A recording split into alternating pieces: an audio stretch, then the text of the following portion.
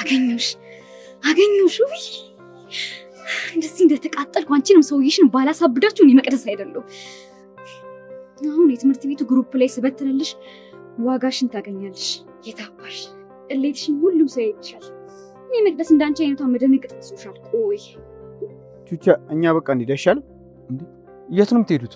ወደ ትምህርት ቤት ነው። እና አንድ ላይ አንሄድም እንዴ? አይ መጀመሪያ መሄድ ያለብን ቦታ አለ። የት? እሱም በኋላ እንነግራለን። ቹቻ እንዳይረፍድብን እንሂድ። እና ሳትነግሩኝ ልትሄዱ ነበር? እባክህ አትጥቀሰኝ፣ ሲያስጠላ። ከኔ ተደብቃችሁ ማውራት ጀመራችሁ? ወይ መድኃኒዓለም፣ ምን ነው ምን አደረኩ? በዚህ እድሜ ቅሌት፣ በዚህ እድሜ ውርደት። ይሁን ብሎ ማለፍ ነው የመሰለ ምን አለ ብለህ ነው? ሁሌም እንደሚገርመኝ ታውቂያለሽ? ምንድን ነው? ከእድሜሽ በጣም ነው አስተሳሰብሽ የቀደመው ነው ብለህ ነው? አታስባ፣ ከጌማችን ከዚህ ሳምንት የሚያልፍ ስላልሆነ ምንም አይፈጠርም። ጭራሽ ለአንድ ሳምንት ነው እንዴ? እና ትዳር ነው እንደያዝነው ከአንድ ሳምንት በላይ። ቆይ ልጅቷ ከአንዳችሁ ፍቅር ቢዛት? ትንሿ ላይ እየተሰራ ያለው ነገር ምንድን ነው? እሱ እየተሰራ ያለው ትንሿ ላይ ጋይስ? እንዴ አረ በቃችሁ እንዴ! አሁንም ሌላ ድራማ በትንሹ። አረ ከባድ ነው የምሬን ነው። የአሁኑ ደግሞ ትንሽ ከበድ ይላል። ከሁለቱ ጋር የማጣላት ሙከራው ትንሽ እየረቀቀ ነው ከስካሁኑ አይደለ ጋይስ? ይሳካላችኋል ወይስ አይሳካላችሁም? እስኪ ሀሳባችሁን ኮሜንት ላይ አስቀምጡልኝ። እንዴት ናችሁ? ትንሿ ተከታታይ ድራማ ቤተሰቦች ማን ናቸው? የዛሬ አብረን ትንሿ ሪቪው አብረን እናደርጋለን። እንዲሁም በቀጣይ ክፍል ምን ሊፈጠር ይችላል አንድ ሁለት ነገሮች እኩላቸዋለሁ። ትንሿ በትናንትናው ክፍል ቹቻ በቃ ቹቻ ይመቸው። የድራማው ጣዕም፣ የድራማው ሳቅ፣ የድራማው ምንድነው ብላችሁ ፍካት ሆኖ ቀጥሏል አይደለ ጋይዝ? ቹቻ ይመቸው። ልዑል ግን ምን ሆኖ ነው ጋይስ? ልዑሌ ምን ሆኖ ነው? ወይ የኔን ቦቅቅላ እኔን ካራክተሩ ግን ይለውበታል። የምሬን ነው፣ ካራክተሩ በጣም ይለውበታል። አይታችሁት ከሆነ ኖላዊ ተከታታይ ድራማ ላይም የሜላት ልጅ ሆኖ ይሰራል እና እዛ ላይም በጣም የሆነ አስተዋይ አይነት ልጅ ሆኖ የሚሰራው የሆነ ቁም ነገረኛ አይነት ልጅ እንጂ ተጫዋች ምናምን ቀልድ ምናምን አይችልበት በቃ። እና ከዛ ነው ያመጡት እና ሄዶበታል። ይሄኛው ባህሪ በጣም ከድራማው ጋር ሄዶበታል። ብቻ ከባድ ነው። እንደዚህ ሆናችሁ ከሴት ጋር መግባባት ማለት ነው ጋይስ። ግመል በመርፌ ቀዳዳ ብትገባ ብትሾልክ ምናምን ይገላል። የምሬን ከሴት ጋር መግባባት እኮ ከባድ ነገር። ከሴት ጋር መግባባት ከምሬን ነው የምላችሁ። በዚህ ጋር ስትቆሙ በዚህ ጋር ይሆናሉ፣ በዚህ ጋር ስትቆሙ በዚህ ጋር ይመለሳሉ። እንዴ ኧረ ተው እንጂ የምሬን እኮ ነው። እስኪ አንዳንድ ሁሉንም ማለት አይደለም፣ አንዳንድ ሴቶች ናቸው በጣም የማይጨበጡ አይነት ሴቶች። እኔ በጣም ብዙ ልጆች ስለማቅ በስራ አማካኝነትም በጣም ብዙዎቹን ቀርቤ ያለው ሰው አይጨበጡም። እዚህ ጋር ስትሏቸው እዛ ጋር ስትሏቸው እዚህ ጋር የሆነ እንጣጥ ነው የሚሉት እና ከነሱ ጋር እንትን ለማለት ትንሽ ከበድ ይላል፣ ለመግባባት ከበድ ይላል። በተለይ ስራ ላይ ሁላ እኔ አንግባባም፣ ከአብዛኞቹ ጋር አንግባባም፣ ከአብዛኞቹ ጋር ማለት ነው። ከፊት ተሰርቶ የኋላ ጎማ ፈነዳ እንደማለት ማለት ነው። እንደዛ አይነት ባህሪ ያላቸው በጣም ብዙ ሴቶች እዳቃለሁ። ምክንያታቸው ምን እንደሆነ ባይገባኝም ማለት ነው። ለምሳሌ ዝም ብላችሁ አስቡት። ጎሚስታ ሄዳ የፊት ጎማ ከፊት ያለው ጎማ ተሰርቶ የኋላው ሲፈነዳባት ወይም የፊት ጎማው ተሰርቶ ሄደች እና ሄዳ የተወሰነ እንደሄደች የኋላው ፈነዳ። አንተ ከነካኸው በኋላ ነው እንደማለት ነው። አንተ ከሰራኸው በኋላ ነው የኋላ የፈነዳው እንደማለት ነው። አስቡት እንግዲህ የኋላ ጎማ ነፋስም አልተሞላም፣ ምንም ቼክ አልተደረገም። የፊት አንድ ጎማ ብቻ ተሰራ። የኋላው ሲፈነዳ አንተ ነህ ሰርተ ያፈነዳው እንደማለት ነው። አስቡት እና ይህን ያህል አይጨበጡም። ብቻ ከባድ ነው። እስኪ አንድ ሪኮመንዴሽን ልስጣችሁ። ይሄ የተቀረጸው ቪዲዮ ሁለቱን ያጣላችኋል ወይስ አያጣላችሁ? ምን ታስባላችሁ? እኔ የሆነ ሊያደባብራቸው ይችላል እንጂ ያጣላችኋል የሚል እምነት የለኝም ፈጽሞ። ምክንያቱም በትንሿ እና በፍቅረኛዋ መካከል ያለው እንትን የሆነ የጠነከረ ነው ብዬ አስባለሁ። በተለይ ደግሞ ልጁ ብዙ ነገር ስለሚያውቅ ወይም ደግሞ ምን አይነት ተንኮል እንደሚሰሩ ስለሚያውቅ ይረዳታል ብዬ አስባለሁ። ያው ያበሳጫል፣ አያበሳጭም ማለት አይደለም። ቅር ያሰኛል፣ በደንብ ያሰኛል፣ ግን ይረዳታል ብዬ ነው ማስበው። እስኪ እናንተን ሀሳብ ኮሜንት ላይ አስቀምጡልኝ። ይሄ ይፈጠራል ብዬ አስባለሁ። ከዚህ በዘለለ ያው ቆሞ የቀሩ ታሪኮች አሉ ምናምን፣ እነሱን ነው የምናየው በቀጣይ ክፍሎች። ቹቻም የጀመረው ውርርድ አለ፣ እሱንም እናያለን። እንትና ደግሞ እዚህ ጋር እንዴት ነው በእናታችሁ ፍቅር እዚህ ጋር በቃ እውነተኛ ተማሪ አይ ይቺን የምታክል ልጅ ነች እዛ ጋር ከዴቭ ፍቅር ይዞኛል ብላ ስታብል የነበረችው እዚህ ጋር ቁመቷ በቃ ሰርቷል። ጋይስ ኧረ በስመ አብ ይመቻት። ለማንኛውም በቀጣይ ክፍል አብረን እንገናኛለን። አብረን ነው የምንገናኘው፣ ብቻ መገናኘት የለም ብዬ ነው። በጣም ወዳችኋለሁ። ክፉ አይንካችሁ፣ ክፉ እንደዛ አልፏችሁ፣ ሊሳካላችሁ፣ ይመርባችሁ፣ ቀናችሁ ብሩ ቤታችሁ ብሩ ይሆንላችሁ እያልኩኝ እኔ በዚህ ሰናበትኳችሁ። መልካም ጊዜ ፒስ። እኔ እኮ አላርፍ ያለ ምላስ ምንድን ነው የሚባለው? የሆነ ተረት አለ ብቻ አንዳንዴ ምላሳችሁ ዝም ብሎ ያስበላችኋል። በቃ እንትናችሁ እኮ ይሄ ትክክለኛው ሀሳባችሁ ወይም ደግሞ ትክክለኛው አይምሯችሁ ተው ይቅርብ፣ እረፍ እያለ ይመክራችኋል። ምላሳችሁ ግን ይንቀለቀልና ያስበላችኋል። ቹቻውን ምላሱን ጉድ ይሰራል። ውስጡ እኮ ተው ይለዋል። ተው ይሄ ነገር ይቅርብ፣ በኋላ አፍንጫን ያሰብራል፣ ተው ምናምን ይለዋል። ግን ምላሱ ልልልል ሲል ይኸው ገባ ሁለት ቦክስ። እንዴት ናችሁ ውዴ ትንሿ ተከታታይ ድራማ ቤተሰቦች አማን ናችሁ ወይ? ወይም ደግሞ የጽናት ክፍል 2 ማለት ትችላላችሁ። ምንድን ይባለው የጽናት ምንድን ነው ይባለው ጋይስ? ከጽናት ስትባረር ሌላ ጽናት። በቃ ደስ እንዳላችሁ ትንሿ እንደዛ ነው አይደለ? ትንሿ የነበረችው ጽናት ተከታታይ ድራማ ላይ ለጽናት አጋዧ ነበረች አይደለ? የቤት ውስጥ አጋዧ ነበረች፣ ረዳቷ ነበረች። ከጽናት ስታባራት ከጽናት ወጥታ የራሷን ኪችን ምናምን ቤት ከፈተች ማለት ነው። እንደዛ አስቡት በቃ። ለማንኛውም እስኪ ሪቪውን አደርገዋለን። ግን እንዴት ነው አማናችኋል? ተመችቷችኋል? ባለፈው ክፍል ስንት ነው ሪቪው ያደረኩላችሁ? 8 ወር ምናምን ሪቪው አድርጌ ነበር። እንዴት እያያችሁት ነው? ባለፈው ክፍል ትንሿ ተገኝታ አቤት ተመልሳለች። ግን እኔ በጣም የደበረኝ ነገር ተመልሳ ዘው እናቱ ቤት መግባቷ ትንሽ ቅር ብሎኛል እንደእውነቱ። ወይም ደግሞ እንዴትስ ተቀበለች የሚለውን ነገር ብታሳዩን አሪፍ ነበረ። ማለት ይቅርታ ብላ ምናምን በቃ ከዚህ በኋላ እንደዚህ አላጠፋም፣ እንደዚህ አላረግም፣ ተሳስቼ ነበረ ምናምን ብላ አውቃ እናትየዋ ተቀብላ ከዛ በኋላ የበለጠ እሷን ለማሰቃየት አይነት ነገር ብታሳየን ጥሩ ነበር የሚሆነው። ግን ዝም ብላ እዛው መታየቷ እኔ እውነት ለመናገር ደብሮኛል። ከዛ ውጭ ያለው ነገር አሪፍ ነው። እዛ መመለሷ ጥሩ ሆኖ ሳለ ላስታርቅሽ አይነት አለ አይደለ? ከእናቴ ጋር ላስታርቅሽ። ከዛ ልጇ ወይም ደግሞ የትንሿ አፍቃሪ ከእናትየው ጋር አስታርቅሻለሁ፣ እናትዬ ተጸጽታለች፣ እናቴ ተጸጽታለች፣ እንደዚህ አይነት ነገር ምናምን አውርተው ግን እሷ የበለጠ እሷን ለመጉዳት እስከ መጨረሻው እንደውም ለማሳበድ አይነት እንደዚህ አይነት ነገር ውስጥ ቢገቡ የተሻለ ይሆናል ብዬ አስባለሁ። ዝም ብሎ መታ ቤት ከምትቀላቀል ማለት ነው። ከዛ ውጭ እነ ልዑል ጋር ቡቻ ጋር የነበረው ነገር በጣም ጸዴ ነበረ። አዝናኝ አይነት ነገር ለመፍጠር ብዙ ሞክረው ነበረ። እኔ በጣም ተመችቶኛል። እሱ ብቻ አሪፍ ነበረ። መቅዲ ተንኮሏን ቀጥላለች። በቃ መቅዲ መቼ ነው የምታርፈው? አርፋ የምትቀመጠው መቼ ነው? እኔ እኮ ድሮኑ እኮ አጭር ሰው አይመቸኝም።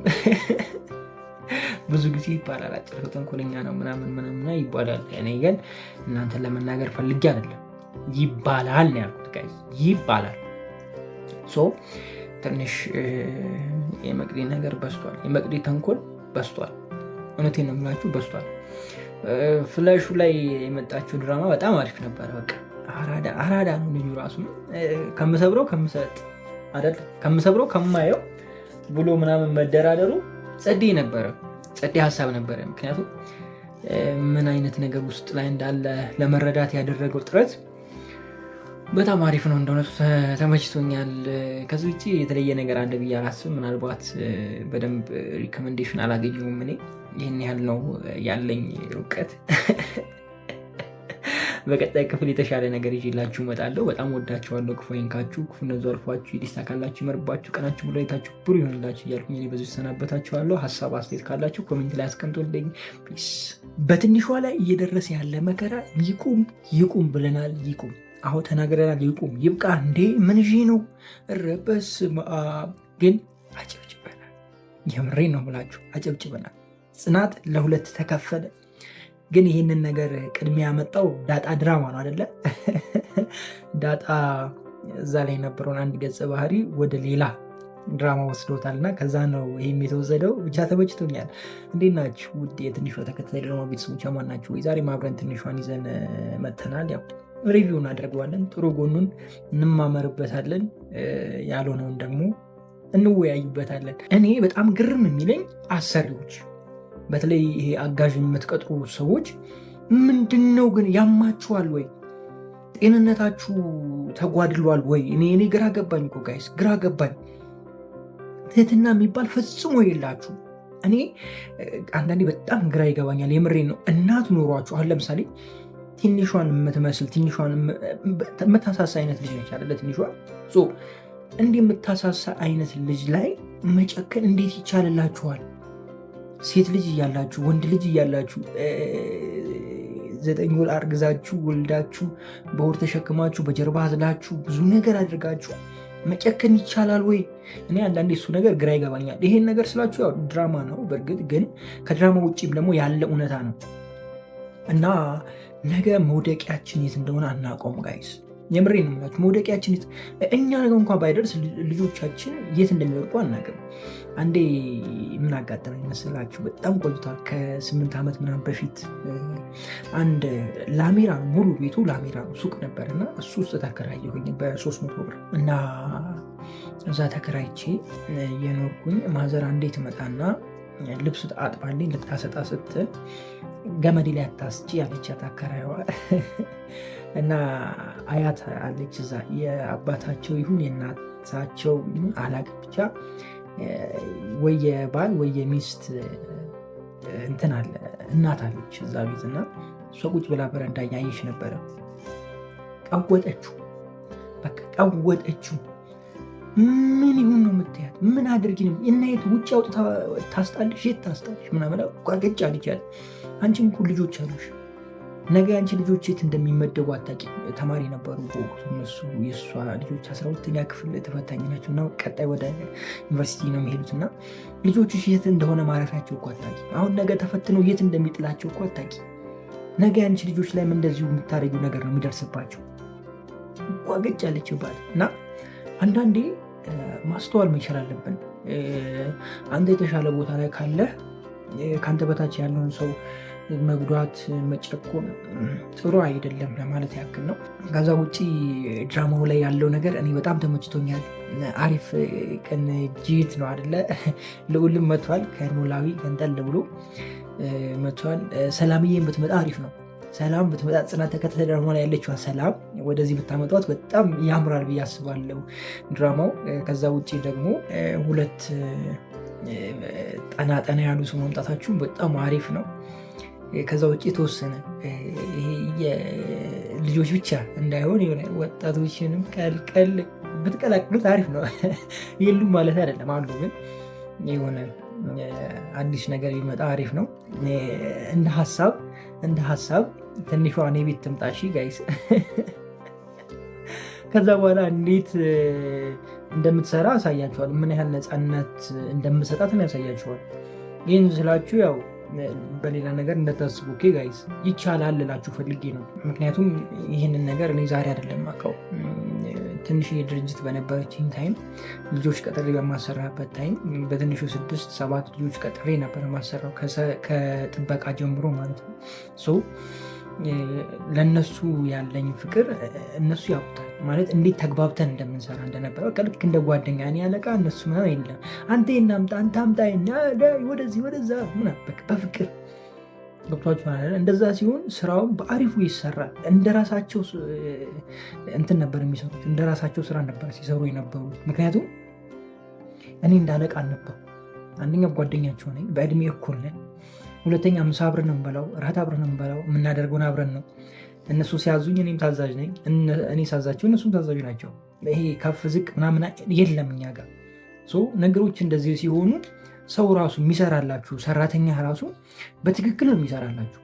በትክክል በቃ ይሄ የሆነ የሚሰስተው ጉልበት የለም፣ የሚሰስተው ነገር የለም፣ ይሄ የሚለግመው ነገር የለም። ብዙ ጊዜ አይታችሁ ከሆነ ሰራተኞች ይለግማሉ፣ በትክክል አይሰሩም። አንዳንዴ በተለይ ሲበሳጩ የሆነ ነገር ሲሆን በቃ ይለግማሉ። አውቆ ስራ ማበላሽትም አለ። ቀስ ብሎ ምናምን ገብቷችሁ ያላለ በ30 ደቂቃ የሚያልቀውን ስራ 6 ሰዓት ሙሉ ቁጭ ሊሉበት ይችላሉ። ምንም አታመጣ። ገብቷችኋል አይደላችሁ? የፈለኩት ነገር ግን እንደዚህ መዋደድ እና መከባበር በነፃነት እንዲሰሩ ከፈቀዳችሁ በቃ የምሬ ነው። በፍቅር ነበር ስንሰራ የነበረው። ኢቨን እንትኖቹ ሲመጡ ከስተመር ሲመጣ ይሄ ድርጅት የሁላችሁም ነው ወይ እስኪባል ነበረ ስንሰራ የነበረው። ምክንያቱም አከሌንትና የሚል ነገር የለም። ገብቷችኋል አይደለም? ምን እናድርግ ምን እንታዝ፣ በቃ ሁሉም በፍቅር ነበር የሚሰራው። ይሄ የሆኑ ለምንድን ነው? እኔ እንደ አለቃቸው ሳይሆን እንደ ጓደኛቸው ስለቀረብኳቸው። እናንተም ይህን ማድረግ ትችላላችሁ የሚል ሀሳብ አለኝ። ከዛ ውጭ በብዙ ፈተና ውስጥ ያላችሁ ልክ እንደ ትንሿ የህይወት መንገድ የከበደባችሁ ልጆች ያልፋል።